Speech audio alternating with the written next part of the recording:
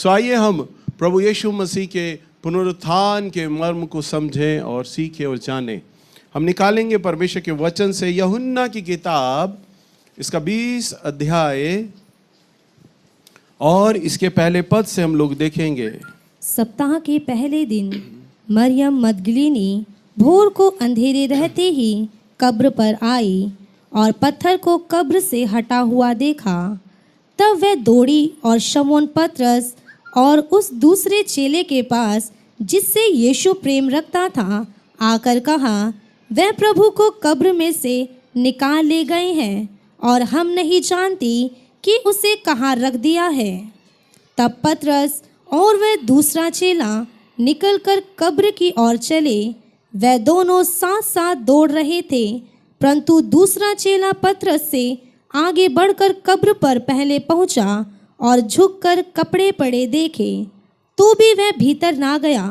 तब शमौन पतरस उसके पीछे पीछे पहुंचा और कब्र के भीतर गया और कपड़े पड़े देखे, और वह अंगोछा जो उसके सिर से बंधा हुआ था कपड़ों के साथ पड़ा हुआ नहीं, परंतु अलग एक जगह पर लपेट कर रखा हुआ देखा। तब दूसरा चेला भी जो कब्र पर पहले पहुंचा था भीतर गया और देखकर विश्वास किया, वह तो अब तक पवित्र शास्त्र की वह बात। बस हालेलुया। यहाँ पर हम प्रभु के विषय में, पुनरुत्थान के विषय में इस घटना को देखते हैं। लिखा है, सप्ताह के पहले दिन मरियम मगदलीनी और अंधेरे रहते ही कब्र पर आई और पत्थर को कब्र पर से हटा हुआ देखा। तब वे दौड़ी और शिमौन पतरस और दूसरे चेले को, यानी दूसरा चेला जिससे बहुत यीशु प्रेम करता था, यानी यूहन्ना और पतरस को मरियम मगदलीनी और अन्य स्त्रियों ने प्रभु यीशु मसीह के जी उठने के विषय में बताया। तीसरे पद में लिखा है, तब पतरस और उसका दूसरा दोनों चेले निकलकर बड़ी तेजी के साथ कब्र की ओर भागते हैं, दोनों बहुत तेजी के साथ। परंतु पहले कौन पहुंचता है? पहला यूहन्ना पहुंचता है। जबकि दोनों ने साथ दौड़ी, परंतु पहला यूहन्ना कब्र के दरवाजे पर पहुंचा। परंतु वहां आकर वो केवल पहुंचा और रुक गया, और अंदर से उसने झांक कर देखा, वास्तव में प्रभु यीशु मसीह जीवित हो गया है, और विश्वास किया। परंतु हम देखते हैं पतरस भी साथ में भागा, और बाद में आया पतरस कुछ कदम दूर, और वो सीधा तेजी के साथ, क्योंकि हम जानते हैं कि पतरस अपने स्वभाव में शुरू से ही बहुत तेजी वाला व्यक्ति रहा है, बहुत जल्दी से काम करने वाला उसका स्वभाव रहा है। तो वो यूहन्ना की तरह खड़ा नहीं हुआ, परंतु वो कब्र में बहुत तेजी के साथ अंदर चला गया, भागा, और अंदर उसने वो कपड़े देखे, और देखकर उसने वहां पर अचंभा किया। और वचन में वास्तव में लिखा है, उसने अचंभा किया। क्या लिखा है?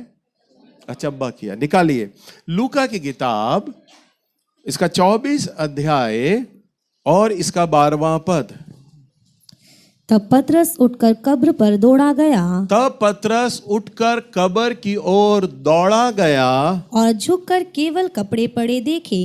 और झुककर केवल कपड़े पड़े हुए देखे। और जो हुआ था, और जो कुछ हुआ था, उससे अचंभा करता हुआ। क्या लिखा है? उसको देखकर अचंभा करता हुआ अपने घर चला गया। अपने घर चला गया। हालेलुया। अचंभा, बोलिए अचंभा। अचंभा क्या होता है? आपको कोई चौंका देने वाली चीज, चकित हो जाए। कई बार हम बाहर सड़क पे जब जाते हैं, तो हम जब सुबह के वक्त जाते हैं तो ट्रकों को पलटा हुआ देखते हैं, गाड़ियों को पलटा हुआ देखते हैं, और हम देखते हैं फ्लाईओवर से ट्रक गिर गया, या सामने वाली पटरी से कैसे टकराकर वो बिल्कुल पलट गया, अनाज बिखर गया। हम जाते हैं तो देखकर हम अचंभा करते हैं, इतनी भारी गाड़ी यहां से आ रही होगी, तब अनुमान लगाते हैं यहां से आ रही होगी, ये कैसे घूमी है, ड्राइवर ने कैसे स्टीयरिंग काटा, कैसे पलटी होगी, कैसे टकराई होगी, ये हम अचंभा करते हैं देखकर। ऐसा ही होता है। और फिर अचंबा करते हुए थोड़ी देर तक हम उस अचंबे के बारे में विचार करते हैं और जो हमारे साथ होता है उससे हम बातचीत करते हैं और फिर हम जिस राह पे जा रहे होते हैं, जिस अपने घर जा रहे होते हैं या नौकरी काम धंधे फैक्ट्री में जाते हैं, वहाँ जाते हैं और जो कुछ हमने रास्ते पर देखा था वो हम भूल जाते हैं। हालेलुया। पतरस के साथ भी कुछ ऐसा ही हुआ। पतरस ने प्रभु के कपड़ों को देखा और वचन में लिखा है उसने अचंबा किया। हालेलुया। क्या किया उसने?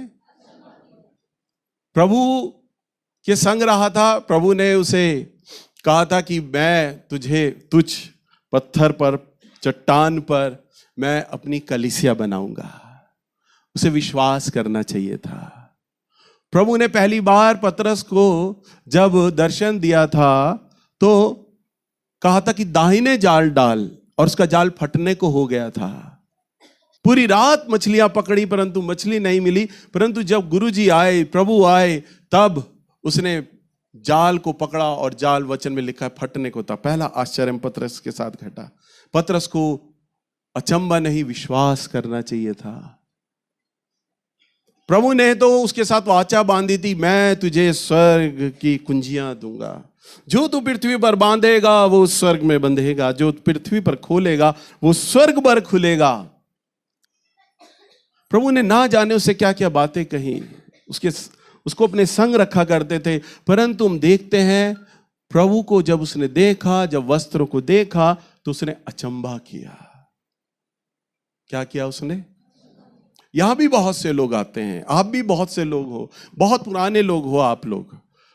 जिस प्रकार प्रभु ने पतरस के समय काम किए, आश्चर्य कर्म किए, आप लोगों के जीवन पे भी आश्चर्य कर्म किया है।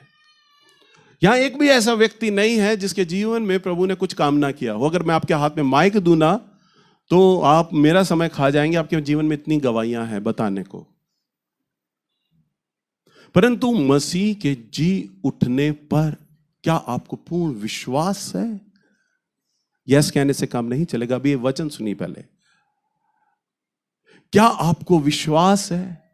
पतरस जो कि प्रभु यीशु मसीह के संग रहा, प्रभु यीशु मसीह के साथ था,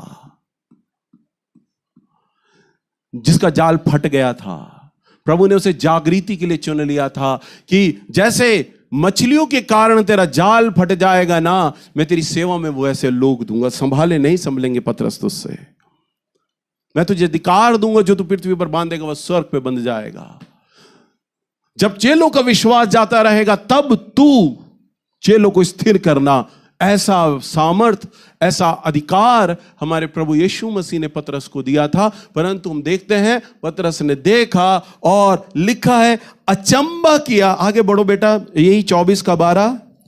तब पतरस उठकर कब्र पर दौड़ा गया, हाँ? और झुककर केवल कपड़े पड़े देखे और जो हुआ था उससे अचंबा करता हुआ अपने घर चला गया। अपने घर चला गया। काजल ने बड़े आराम से पढ़ा और आपने बड़े आराम से सुन लिया।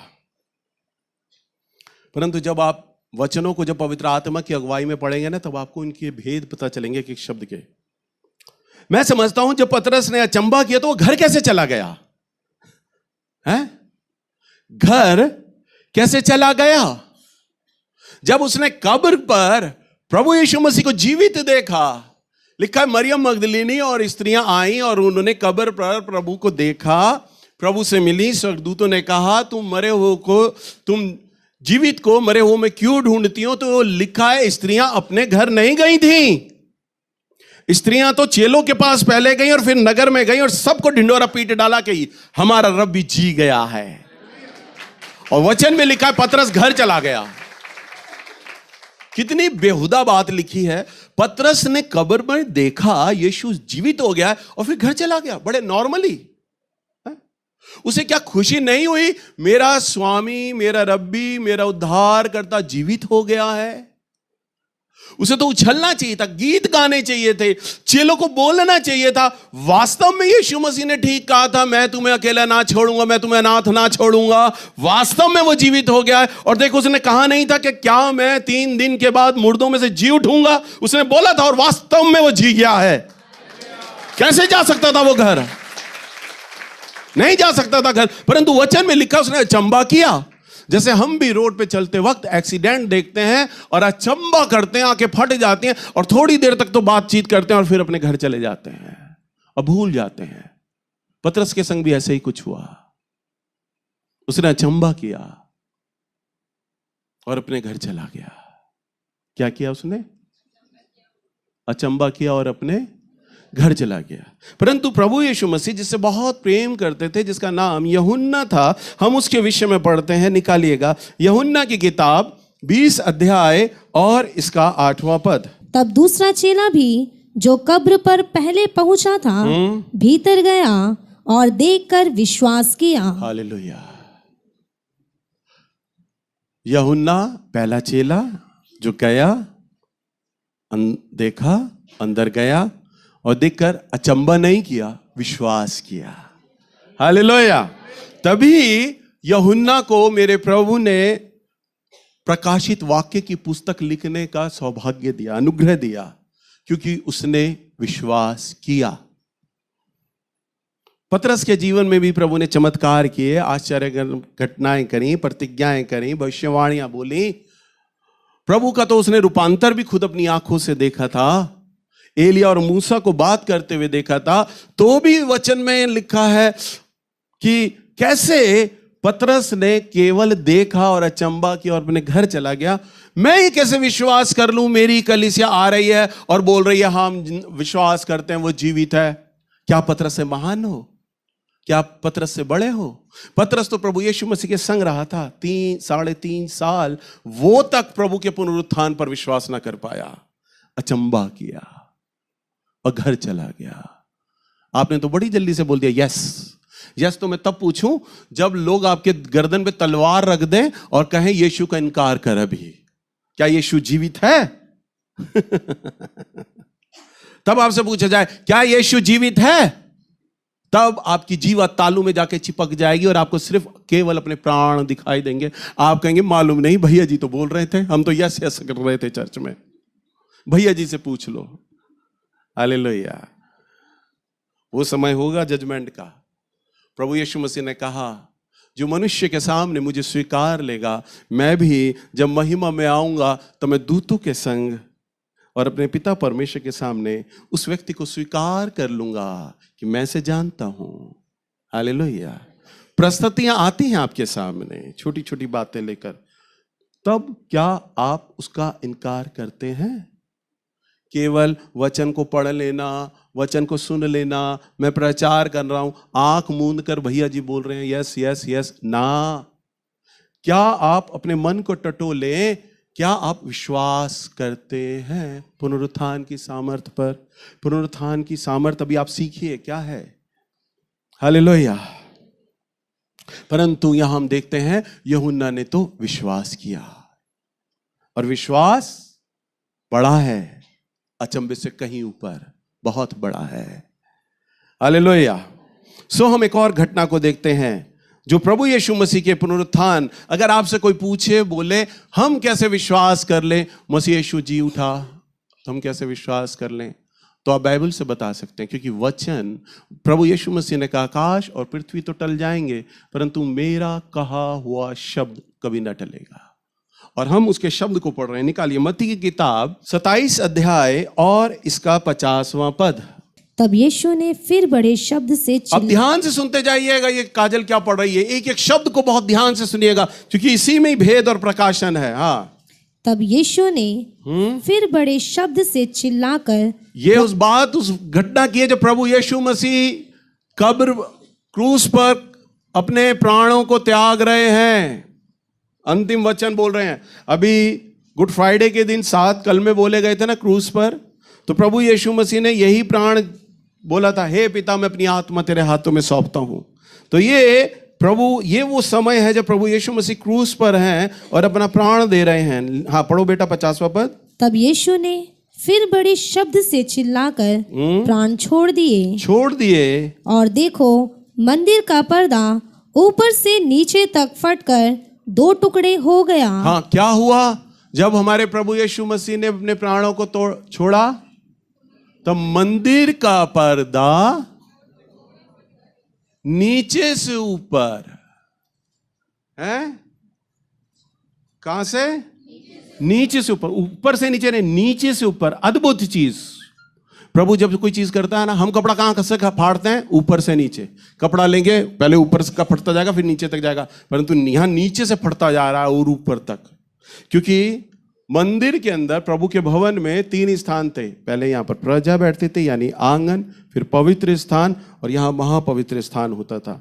आंगन में जैसा आप लोग हैं, यहां पर लोग बैठा करते थे। पवित्र स्थान में याजक हुआ करता था, याजक खड़ा होता था। और महापवित्र स्थान में केवल वाचा का संदूक था, परमेश्वर की उपस्थिति होती थी। और पवित्र स्थान जहां परमेश्वर की उपस्थिति है और याजक, पवित्र स्थान में बीच में एक मोटा 6 इंची लगभग एक मोटा पर्दा हुआ करता था। बारीक मही नहीं, लगभग 6 इंची, कई परतें थी उस पर्दे की। भारी पर्दा था और मोटा पर्दा, और लिखा है नीचे से ऊपर तक फट गया। फटने का कारण पता क्या था?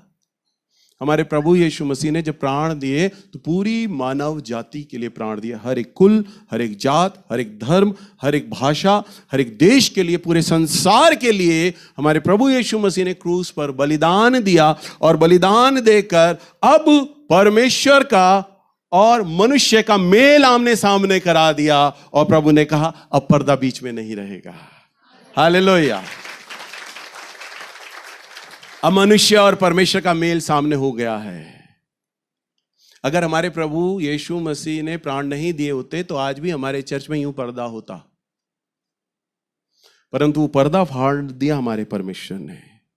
ये पहली घटना हुई। आगे, और धरती डोल गई, और धरती डोल गई, और चट्टानें तड़क गई। हाँ, धरती डोल गई, बड़ा भारी भूकंप आ गया, चट्टानें तिड़क गई। हाँ, और कब्रें खुल गई, कब्रें खुल गई, और सोए हुए पवित्र लोगों के बहुत से शव जी उठे। बहुत से शव जी उठे। सुनो सुनो सुनो, बहुत से पवित्र लोग, जो धर्मी लोग थे, जो भक्त लोग थे, उनकी कब्रें क्या हो गई? खुल गई। क्या हो गई? खुल गई। और उसके जी उठने के बाद वे कब्रों में से निकलकर पवित्र नगर में गए। हालेलुया। कई बार पास्टर लोग, प्रचारक लोग ये प्रचार कर जाते हैं, थोड़ा मिस कर जाते हैं कि जैसे ही प्रभु ने प्राण त्यागे ना, मुर्दे जिंदा हो गए और बाहर आ गए ना, तब नहीं आए थे। लिखा है, ध्यान से सुनो, 52 पद में, और कब्रें खुल गईं और सोए हुए पवित्र लोगों की लोथें जी उठी। और उसके जी उठने के बाद, यह लिखा है, वो जी कब उठा? 3 दिन के बाद। कब जी उठा हमारा प्रभु?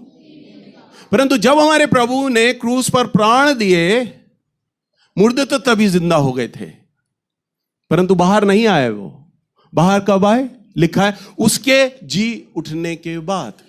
हालेलुया। हमारा स्वामी, हमारा प्रभु यीशु मसीह जब खुद नहीं जी उठा अभी, तो मुर्दों की क्या मजाल जो कब्र से बाहर आ जाए। हालेलुया। स्वामी अभी नहीं आया बाहर, तो मुर्दे आके किस बात की गवाही देंगे? परंतु मुर्दे अभी पड़े हैं, मुर्दे अभी पड़े हैं।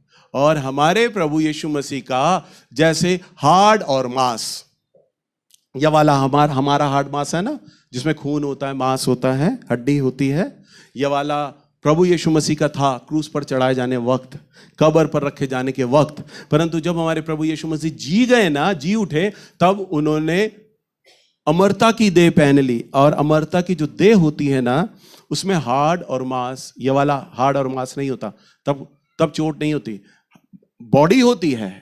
अमरता की बॉडी आप छू सकते हो। स्वर्गदूत अगर कभी आपके सामने आएंगे तो आप उन्हें पकड़ सकते हो, छू सकते हो। वचन में कई प्रमाण हैं, स्वर्गदूतों को पकड़ा जा सकता है, छुआ जा सकता है, और स्वर्गदूत आपको भी छू सकते हैं, आप उनकी बॉडी को छू सकते हो। परंतु ये वाला जो हमारा मांस, हर हड्डी है, इसमें खून निकलता है। अगर तलवार मारोगे तो प्राण निकल जाएंगे और जान निकल जाएगी। परंतु जो एटर्नल बॉडी होती है, अमरता की देह होती है, अगर आप उसे काटोगे, भेदोगे ना, तो कटेगी नहीं, वो आत्मा की तरह रहेगी। इतनी अद्भुत बॉडी होती है, परंतु उस बॉडी को छू सकते हैं। हालेलुया। हमारे प्रभु के लिए तालियां नहीं बजाएंगे? हमारा प्रभु इतना अद्भुत प्रभु है। और हमारा प्रभु यीशु मसीह वही अमरता की देह लेकर पैदा हुआ था। और जितने भी मुर्दे जब मर गए थे ना, क्योंकि वो प्रभु यीशु मसीह के समान जी उठे थे, तो हड्डी और मांस तो उनका गल गया था, उन्होंने भी वो अमरता की देह पहन ली थी, परंतु वो बाहर कब आए? जब हमारा प्रभु की कब्र खुली तब उनकी भी कब्रें खुल गई और वो भी बाहर आ गए।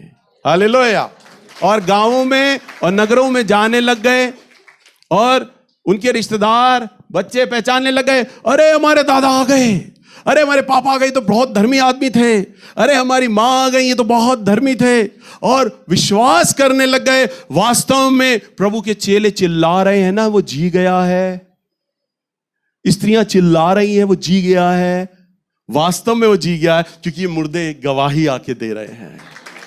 हालेलुया।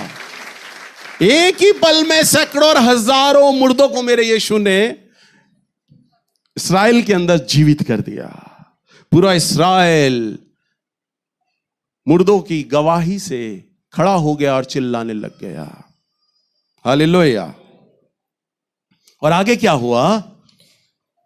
और वे निकलकर पवित्र नगर में गए और बहुतों को दिखाई दिए। बहुतों को दिखाई दिए। तब सूबेदार और जो उसके साथ यीशु का पहरा दे रहे थे, भूकंप और जो कुछ हुआ था उसे देखकर सूबेदार यानी एसएचओ के समान व्यक्ति और उसके साथ के जितने भी सैनिक थे, उन्होंने भूईडोल देखा, मुर्दों को जिंदा होता हुआ देखा, चट्टानों को तिड़कते हुए देखा, भूईडोल सुना और क्या कहा? यह देखकर अत्यंत डर गए। ये देखकर अत्यंत डर गए। हाँ। और कहा सचमुच यह परमेश्वर का पुत्र था। यही तो प्रभु चाहते थे। हर एक घुटना टिकेगा, हर एक जीभ अंगीकार कर लेगी। वही सैनिक जो कहते थे ये यहूदियों को राजा है, षड्यंत्रकारी है, राज्यसभा को भंग कर रहा है, अपने आप को पृथ्वी का राजा बनाना चाहता है, यही तो हमारा प्रभु सुनना चाहता है सबके मुंह से कि हम ये बोलें, सचमुच ये परमेश्वर का पुत्र है। वो अकेला उसने कब्र से आके गवाही नहीं दी।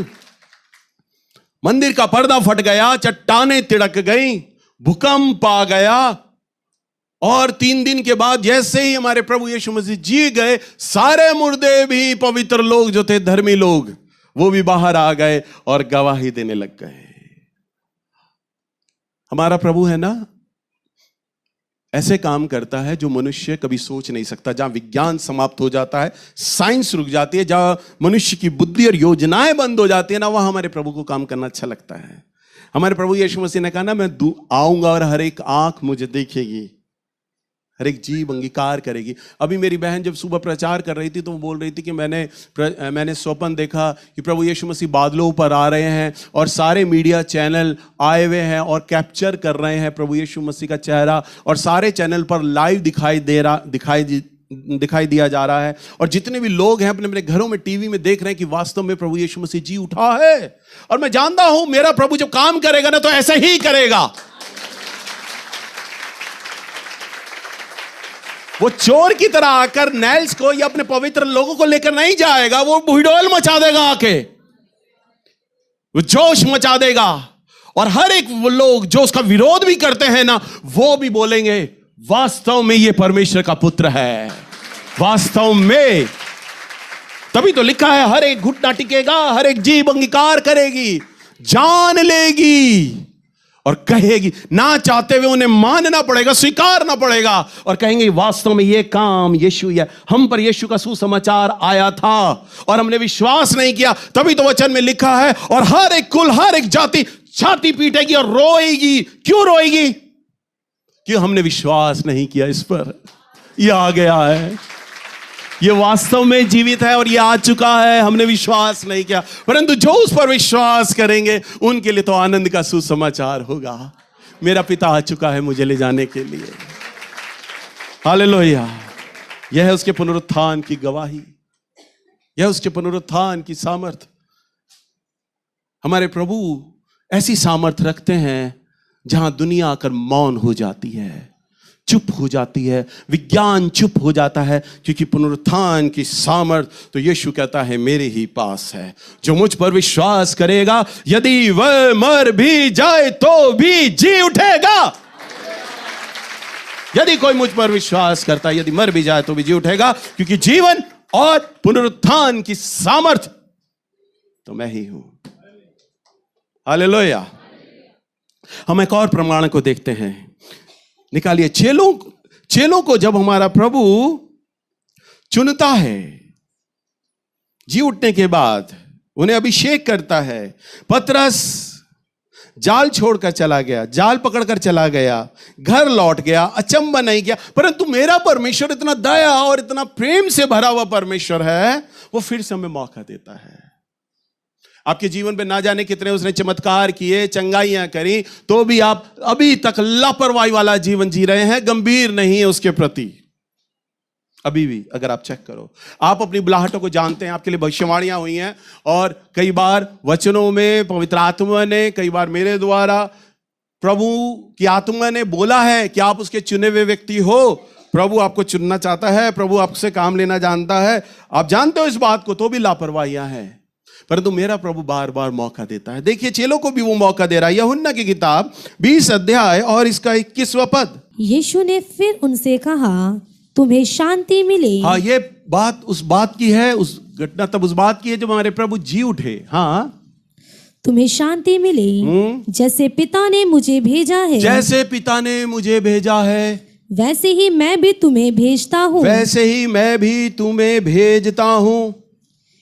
और यह कहकर उसने उन पर फूंका और उनसे कहा, पवित्र आत्मा लो। और उन पर फूंका, लो पवित्र आत्मा। हालेलुया। पतरस पे तो नहीं फूंकना चाहिए था, क्योंकि वो तो अचंबा करके घर चला गया, जाल पकड़ा और अपने साथ और बाकी चेलों, मालूम है कितने चेलों को ले गया था? 5 चेलों को अपने साथ, 6 लोग चले गए थे एक साथ। मेरे साथ अगर कोई ऐसा धोखा करे, मैं तो भूलू ना ऐसे आदमी को, मैं तो भूलू ना। 12 चेलों पर 3.5 साल मेरे प्रभु ने बर्बाद किए, और मरने के बाद पतरस ने मालूम है क्या किया? अभी आपको आगे पढ़ाऊंगा। वो खुद तो निकला, अपने साथ 5 चेलों को लिया, आओ चलो डोरी काटा ले और मछलियां पकड़े, हम तो डूबेंगे सनम, तुम्हें भी ले डूबेंगे। मैं तो अलग हट ही रहा हूं प्रभु की सेवा से, तुम्हें भी अलग हटाऊंगा। 6 चेले चले गए थे, तो भी मेरा प्रभु फिर मौका देता है, लो पवित्र आत्मा, ताकि तुम्हारा मन स्थिर हो मुझ में, तुम मेरे वचन में बने रहो। और फिर क्या हुआ? इसका सुना, लूका की किताब 24 अध्याय और इसका 25वां पद। तब उसने पवित्र शास्त्र बूझने के लिए उनकी समझ खोल दी। बस, तब पवित्र शास्त्र को समझने के लिए क्या लिखा है? पवित्र शास्त्र को समझने के लिए उनकी समझ खोल दी। हालेलुया। आप कई लोग बोलते होंगे ना, मुझे वचन समझ नहीं आ रहा भैया, जो आप प्रचार कर रहे हैं मुझे समझ नहीं आ रहा। कई बार हम बाइबल पढ़ते हैं, हमें समझ नहीं आती, वचन बोर लगता है, समझ नहीं आता। आपको लगता है ना? हाँ, क्योंकि अभी समझ आपको नहीं दी प्रभु की ओर से वचन को समझने के लिए। मैं जब आपके सामने वचन प्रचार करता हूँ, और अभी मैंने जो ये बातें खोल कर आपको बता रहा हूँ, आप भी बोलते हो कि मैंने भी कई बार ये बातें पढ़ी हैं, परंतु जैसा भैया इतने अच्छे से समझा पा रहे हैं, मुझे क्यों नहीं समझ आती ये बातें? भैया ने इतने अच्छे से बताई, मुझे क्यों नहीं समझ आई? मालूम है क्यों? उसका फर्क है, मेरे प्रभु ने मेरी बुद्धि को खोला ताकि मैं उसके भेद को समझ पाऊं। आपकी भी बुद्धि को खोला है, परंतु अलग अलग प्रकार से खोला है, किसी का कम, किसी का ज्यादा। परंतु जब आप प्रभु के लिए प्यासे बनते हैं और प्रभु से मांगते हैं, मैं आज की डेट तक प्रभु से प्रार्थना करता हूं, प्रभु जी, अभी पीछे मैंने परसों उपवास किया, मालूम है किस लिए? प्रभु जी, मैं चर्च में जाऊं ना तो मेरे वचन में आपका प्रकाशन हो, आप मेरे द्वारा अपने बच्चों से बात कीजिएगा, अपने लोगों से बात कीजिएगा। प्रकाशन की आत्मा तो आपके पास है। मैं अभी भी उपवास करता हूं, प्रार्थना करता हूं, मांगता हूं, समझ मांगता हूं अपने प्रभु से। हालेलुया। सो प्रभु ने क्या दिया? समझ और बुद्धि दी। यहां पर हम अगर पौलुस की किताब को पढ़ें, गलातियों की पुस्तक 2 अध्याय और इसका 20 पद। मैं मसीह के साथ क्रूस पर चढ़ाया गया हूँ। मैं मसीह के साथ क्रूस पर चढ़ाया गया हूँ। अब मैं जीवित ना सुनो रहा। सुनो सुनो सुनो, क्या बोलता है पौलुस? मैं मसीह के साथ क्रूस पर चढ़ाया गया हूँ। वो ये नहीं लिखता मुझे चढ़ा दिया गया, चढ़ा दिया गया का मतलब दूसरा कोई व्यक्ति पौलुस को क्रूस पर चढ़ा रहा है, परंतु यहां पौलुस स्वेच्छा से ये बोल रहा है मैं मसीह के साथ क्रूस पर चढ़ाया गया हूं, यानी मैं आनंदित हूं इस बात पर, मैं प्रसन्न हूं कि मैं क्रूस पर चढ़ाया जा रहा हूं। हालेलुया। क्या आप ऐसी प्रार्थना करते हैं कि प्रभु आप मुझे भी क्रूस पर चढ़ाएं? हाँ, अब सन्नाटा आ गया ना। एक भी व्यक्ति ये नहीं बोल रहा कि हाँ मैं प्रार्थना करता हूं। सुनो सुनो, यूहन्ना 1:12 में लिखा है जितनों ने उसे ग्रहण किया परमेश्वर ने उन्हें संतान होने का अधिकार दिया। जब आप पापी होते हैं और जब प्रभु यीशु मसीह को अपना व्यक्तिगत उद्धारकर्ता स्वीकार करते हैं, तब पवित्र आत्मा आपके जीवन में उंडेला जाता है और तब आपके पाप क्षमा कर दिए जाते हैं और आप परमेश्वर की संतान बन जाते हैं, संतान बन जाते हैं। वचन में लिखा जितने लोगों ने उस पर विश्वास किया परमेश्वर ने उन्हें अपनी संतान होने का अधिकार दिया। क्या बनता है वो? संतान, यानी चिल्ड्रन ऑफ गॉड, यानी परमेश्वर के बच्चे। परंतु वो सन ऑफ गॉड नहीं बनते, परमेश्वर का बेटे नहीं बनते। हालेलुया। परमेश्वर के बेटे और बेटियां कौन बनते हैं? जो पुनरुत्थान की सामर्थ को जान लें। प्रभु आपके अपराधों को क्षमा करता है, फिर भी तो वही पाप किया जाता है, बार बार वही झूठ बोला जाता है, वही लड़ाई की जाती है, वही व्यभिचार किया जाता है, वो चोरियां की जाती है, वही लुचपन किया जाता है, वही सारा हटीलापन बना रहता है, वही सारा पाप बना रहता है क्षमा मिलने के बाद भी।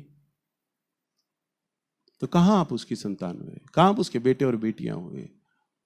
परंतु जब आप प्रभु को अपना जीवन उद्धार करता स्वीकार कर लेते हैं और प्रभु के मन अनुसार उसके जीवन अनुसार चलना आरंभ कर देते हैं और अपने आप को प्रभु के संग क्रूस पर ठोक देते हैं।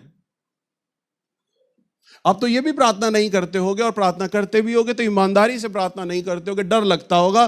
प्रभु आपका वचन में लिखा है कि जिसे पिता बढ़ाता है उसे आप छांटते और काटते हैं। पिता छांटना और काटना, बड़े आराम से काटना और छांटना, ये भी ईमानदारी से प्रार्थना नहीं होगी। प्रभु को स्वेच्छा से देना अपने हाथों में, प्रभु आप मुझे छांट दो अच्छे से और काट दो, आप अपने मन अनुसार चलाओ मुझे।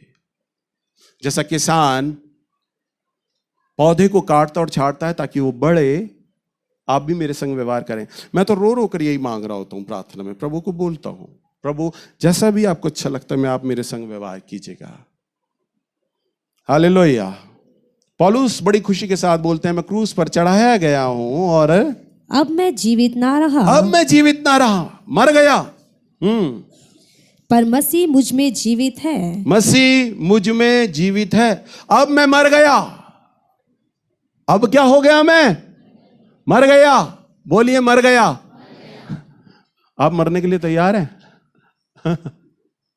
आप मसीह के साथ मरने के लिए तैयार हैं? नहीं, अभी भी यस नहीं आ रहा। तब तो पुनरुत्थान की सामर्थ को जानते हो, जी उठने की सामर्थ को जानते हो, यस यस हो रहा था। और अब क्यों नहीं आ रहा हृदय की तल छट्टी से? क्या आप प्रभु के साथ मरने के लिए तैयार हो? यहां तो मरने से ही पहले आदमी अपनी कलीसिया बनाने लगता है, मरने से पहले ही फल आने लगता है। जब तक बीज मरेगा नहीं, गलेगा नहीं, सड़ेगा नहीं, फल कहां से आएगा? आप जब तक मरोगे नहीं, गलोगे नहीं, सड़ोगे नहीं, प्रभु के अच्छे सेवक कैसे बनोगे? बोलो कैसे बनोगे? आप सेवा करना चाहते हो सब? यस समझ के यस करो। आपको मरना होगा, गलना होगा, क्रूस पर चढ़ाया जाना होगा, पौलुस के समान हृदय से कहना होगा अब मैं जीवित ना रहा, जीवन की अब मुझ में कोई आशा बाकी नहीं रही है प्रभु, जीवन की कोई आशा मुझ में बाकी ना रही। कई बार मैंने अपने चर्च में गवाही दी है, 27 साल हो गए हैं मुझे, मैंने हजारों एनवेलप पकड़ लिए हैं भेंट के, दशमांशों के, है ना। और प्रभु ने मुझे अधिकार दिया है कि मैं इस भेंट और इस दशमान से अपने परिवार का घर का खर्चा चलाऊं। परंतु अभी भी मुझ पर एक बोझ जान पड़ता, कोई मुझे एनवेलप देता है ना भेंट का, तो मैं चाहता हूं ये सारा पैसा मेरी बीवी, मेरे बच्चों पे पैसा ना खर्च होकर मेरे प्रभु के काम के लिए खर्च हो जाए। मैं अपने परिवार का बोझ खुद उठाना चाहता हूं। इसलिए हमेशा से मेरे मन में ये तड़प रही है कि मैं कहीं से अलग से साइड इनकम करूं, प्रभु का एक कन्नी भी पैसा ना खर्च करूं। इसलिए नहीं कि मैं मर्सिडीज बेंज में घूमना चाहता हूं, क्योंकि प्रभु ने 27 साल से मुझे मरना जीना सब सिखा दिया। पैसे की भावना मेरे अंदर से मिटा डाली है, परमेश्वर ने खत्म कर दी है। बस एक तमन्ना रहती है अच्छा खाना खाना मिल जाए, कपड़ा मिले ना मिले कोई दिक्कत नहीं। खाना खाने का शौक है मुझे, बस कपड़ा पहनने का शौक नहीं है। वो तो वाइफ जबरदस्ती आज कपड़ा उसने निकाल दिया, ईस्टर हो नया कपड़ा पहन के चले जाओ। मैंने कहा पुराना पहन के जाऊंगा, करिए नया कपड़ा निकालूंगी। हालेलुया। इच्छा खत्म हो गई। जब आप बार बार क्रूस पर चढ़ाए जाएंगे ना, आपकी वो इच्छा को समाप्त कर देगा। आप जीवित नहीं रहेंगे, क्योंकि आपका जीवन आपका नहीं है, मसीह का जीवन है। हालेलुया। अभी आप लोग अपने लिए आते हो, अपने लिए, अपनी इच्छाओं के लिए यहां बैठे हो, अपनी जरूरतों के लिए आए हो, अपने परिवार के लिए आए हो। जिस दिन आप प्रभु के लिए बैठोगे ना, सिर्फ प्रभु के लिए, प्रभु की इच्छा के लिए, तब परमेश्वर कहेगा तू मेरी संतान है, तू मेरी संतान है। तब आप प्रभु के साथ मारे गए, गाड़े गए। और वचन में क्या लिखा है, पौलुस क्या कहता है? और मैं शरीर में अब जीवित तो हूं, तो केवल उस विश्वास से जीवित हूं जो परमेश्वर के पुत्र पर है। हाँ, अब मैं जीवित तो हूं। क्या कहता है? अब मैं जीवित हूं बस उस विश्वास से जीवित हूं कि मैं परमेश्वर के पुत्र पर है मेरा विश्वास, और जिसने मुझसे प्रेम किया, हाँ, और मेरे लिए अपने आप को दे दिया, और मेरे लिए अपने आप को दे दिया। मैं परमेश्वर के अनुग्रह को व्यर्थ नहीं ठहराता। मैं परमेश्वर के अनुग्रह को व्यर्थ नहीं ठहराता, क्योंकि यदि व्यवस्था के द्वारा धार्मिकता होती तो मसीह का मरना व्यर्थ होता। वाह, क्या बात बोली है। पौलुस कहते हैं यदि व्यवस्था के द्वारा धार्मिकता होती, अगर आपके उपवास रखे जाने से, आपका सफेद काला कपड़ा पहनने से, आपके व्रत रखे जाने से अगर प्रभु परमेश्वर प्रसन्न हो जाता, तो व्यवस्था होती, वो कानून होता, कानून का पालन करते। और परमेश्वर कहते हैं कि इससे धार्मिकता नहीं होती, परंतु इससे तो मसीह का मरना व्यर्थ ही हो जाता। अगर आप धर्म के काम करके ही स्वर्ग चले जाते ना, तो प्रभु का पुनरुत्थान का जीवित होना ही बेकार था। समझ पा रहे हैं ना? प्रभु हमारे जीवित हुए, तभी तो हम पाप की दशा से बाहर निकल के स्वर्ग में प्रभु के संग मिलन करेंगे, क्योंकि वो जीवित परमेश्वर है। अगर हम व्यवस्था के ही कामों को मानते, तो हमारे प्रभु का क्रूस उठाना, मरना और जी उठना क्या हो जाता? व्यर्थ हो जाता। समय इजाजत नहीं दे रहा है, वचन तो मेरा बहुत बड़ा अभी। हालेलुया। सो इसलिए आप प्रभु के साथ उसके पुनरुत्थान की सामर्थ को जानिए और समझिए। हालेलुया।